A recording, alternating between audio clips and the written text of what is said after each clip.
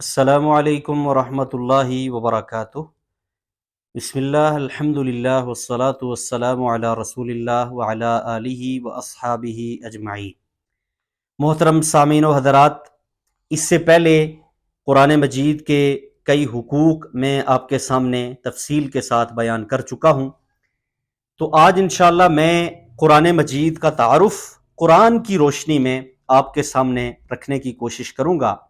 سورہ شعراء میں آیت نمبر 192 سے آگے 3-4 آیات جو ہیں ان میں قرآن مجید کا تعارف بیان ہوا ہے۔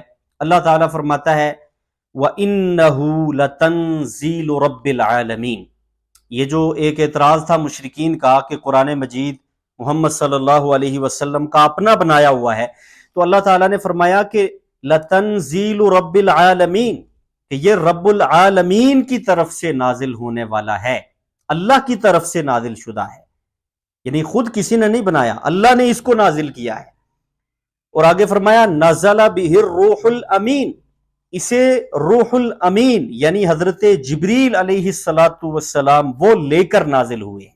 اور پھر فرمایا علی قلبک لتکون من المنذرین، اے نبی آپ کے قلب اطہر پہ نازل فرمایا ہے تاکہ آپ بھی ڈرانے والوں میں سے ہو جائیں، آپ کا شمار بھی انبیاء میں سے ہو۔ انبیاء چونکہ نذیر بھی ہوتے ہیں، بشیر بھی ہوتے ہیں، تو فرمایا آپ تاکہ انبیاء میں شامل ہو جائیں، ڈرانے والوں میں شامل ہو جائیں۔